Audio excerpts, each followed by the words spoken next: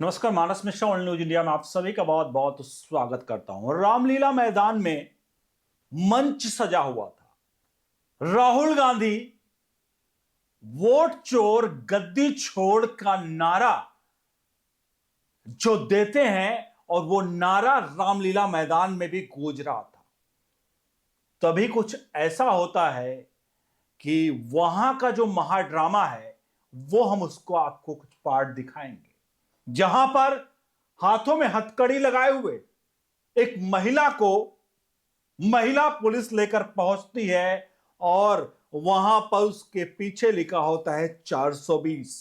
आखिरकार क्या है पूरा का पूरा मामला और कैसे कैसे राहुल गांधी और कांग्रेस पार्टी ने राजनीति में वो सारी हदें क्रॉस कर दी हैं, वो सारी लिमिट क्रॉस कर दिया है जो लिमिट मेरे ख्याल से राजनीति में क्रॉस नहीं करनी चाहिए। दिखाने जा रहे हैं आखिरकार रामलीला मैदान में ऐसा क्या हुआ कि जहां पर यह पूरा महाड्रामा होने लगा राहुल गांधी मंच पर, और फिर पूरा जो ड्रामा है वो वाकई में देश की जनता के सामने कांग्रेस आज एक्सपोज हो जाएगी। तो अनुरोध करेंगे वीडियो के कमेंट बॉक्स में अपनी राय प्रतिक्रिया जरूर लिखिएगा और वीडियो को जितना हो सके अपने हित मित्रों को जरूर पहुंचाइएगा। क्या ये हिंदुस्तान के लोकतंत्र के लिए, स्वस्थ लोकतंत्र का एक सबसे बड़ा उदाहरण है जो ये प्रस्तुत किया जा रहा है। देश के चुनाव आयोग के बारे में, देश के चुनाव आयुक्त के बारे में ये अभद्र टिप्पणियां क्या ये बर्दाश्त के लायक हैं? सबसे पहले हम दिखाते हैं आखिरकार इस वाकये को जहां पर एक महिला पहुंचती है उसी रामलीला मैदान में, जहां पर वो क्या कुछ कहती है वो हम पहले आप दिखाते हैं, उसके बाद कुछ बड़े खुलासे आपको दिखाते हैं। पहले सुनिए इस महिला को। तो कैदी नंबर 420 ज्ञानेश कुमार है। ज्ञानेश कुमार की अक्ल अभी भी ठिकाने आ जानी चाहिए कि उनको समझना चाहिए कि अब भी अगर वो नहीं सुधरे तो यही जनता उनके गले में बेड़ियां डाल करके पूरे चौक चौक पर के घुमाएगी। आपने इस महिला को सुना। आप सोच सकते हैं कि कांग्रेस पार्टी, राहुल गांधी जो आरोप लगाते हैं, आरोप क्या लगाते हैं कि वोट चोरी हुई है, और वो जब प्रेस कॉन्फ्रेंस कर रहे थे, आपको याद होगा प्रेस कॉन्फ्रेंस के दौरान भी राहुल गांधी कह रहे थे कि उन्हें वीडियो फुटेज चाहिए और चुनाव आयुक्त के ज्ञानेश कुमार के ऊपर आरोप लगा रहे थे कि वो उनको विजुअल्स नहीं दे रहे हैं। अब इस महिला ने देखिए किस प्रकार से वो हदें पार की हैं, जहां पर ज्ञानेश कुमार के लिए इसने कहा है कि जब वक्त आएगा तो ज्ञानेश कुमार के गले में हथकड़ी बांधकर, गले में हथकड़ी बांधकर जनता चौराहों चौराहों पर घुमाएगी। चुनाव आयुक्त के लिए इस तरह की शब्दावली का प्रयोग करना, क्या यह आपको लगता है सही है? और जो राहुल गांधी उस वक्त सबूत मांग रहे थे, वो सबूत मांगने वाले, वीडियो सबूत मांगने वाले इस वक्त जब कह रहे हैं कि वोट चोरी हुआ है बिहार में, तो आखिरकार सुप्रीम कोर्ट क्यों नहीं जाते, चुनाव आयोग के पास क्यों नहीं जाते कि वो विजुअल्स मांग सके, वो वीडियो मांग सके जहां पर इनको लग रहा है कि वोट चोरी हुई है।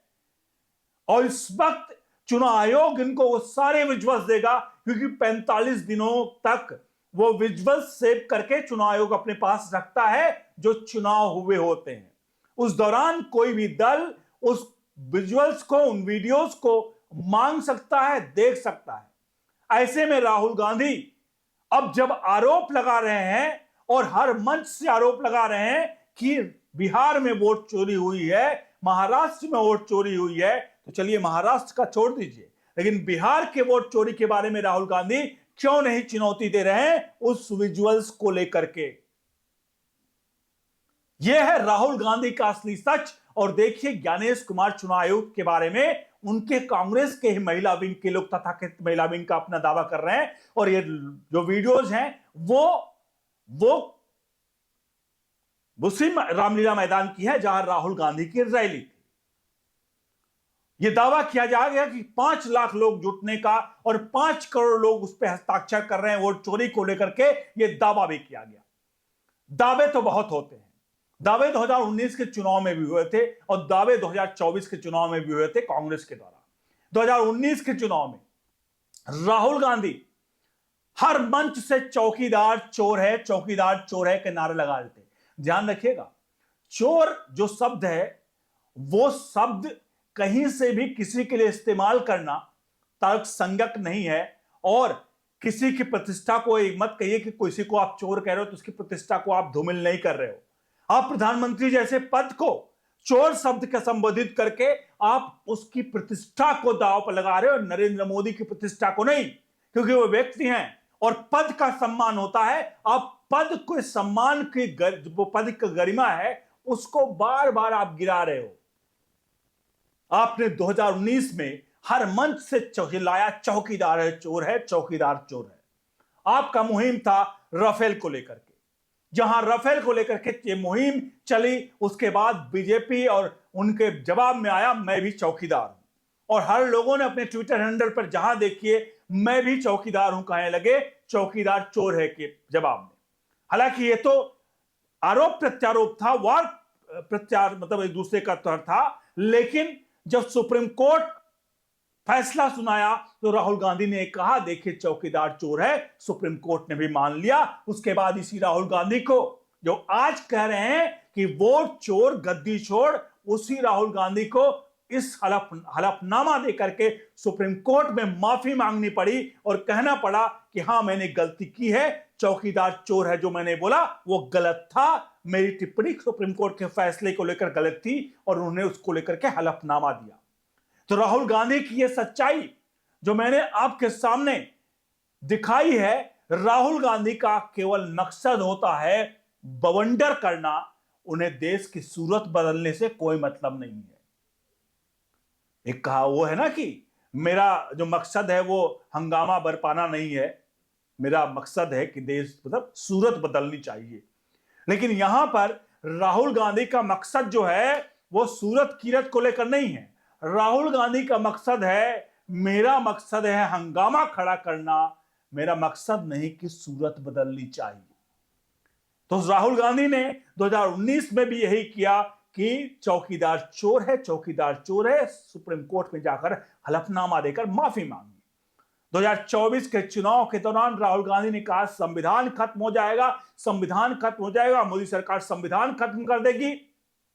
2024 का चुनाव खत्म हो गया, 2026 आने को है, लेकिन संविधान कहीं भी एक भी पन्ना उसका कहीं से फाड़ कर नहीं फेंका गया और राहुल गांधी ने कहा कि संविधान को खत्म कर देगी यहां पर बीजेपी। अब जब ये सब कुछ हार गए तो राहुल गांधी अब देखिए किस प्रकार के नाट्य नाटक के जरिए चुनाव आयुक्त को, जहां उन्हें चुनौती देनी चाहिए सुप्रीम कोर्ट में, जहां उन्हें चुनौती देनी चाहिए चुनाव आयोग को, वहां वो उनके कुछ लोग इस तरह की चीजें कर रहे हैं, वो मुझे लगता है आम जनता कभी भी एक्सेप्ट नहीं करेगी। अब आप सभी से चाहेंगे कि इस पूरे प्रकरण पर अपनी राय प्रतिक्रिया जरूर रखिए। क्या ये एक्सेप्टेबल है? क्या राहुल गांधी के द्वारा इस तरह के नृत्य नाटक दिखाने का जो नाटक का जिस तरह से करवा रहे हैं वो, क्या ये एक स्वस्थ लोकतंत्र के लिए सही है, जहां चुनाव आयुक्त को कहा जाएगा कि उसके गले में बेड़ियां बांध करके चौराहों पर घुमाया जाएगा और चौकीदार चोर है कहोगे, आप प्रधानमंत्री को चोर कहोगे और कोई सबूत नहीं दोगे? राजनीति में इस स्तर तक गिरना ये देश के लोकतंत्र के लिए कतई सही नहीं है और संविधान के लिए भी सही नहीं है। आपसे अनुरोध है वीडियो को लाइक शेयर जरूर करिए। बने रहिए न्यूज़ इंडिया के साथ। बहुत बहुत धन्यवाद।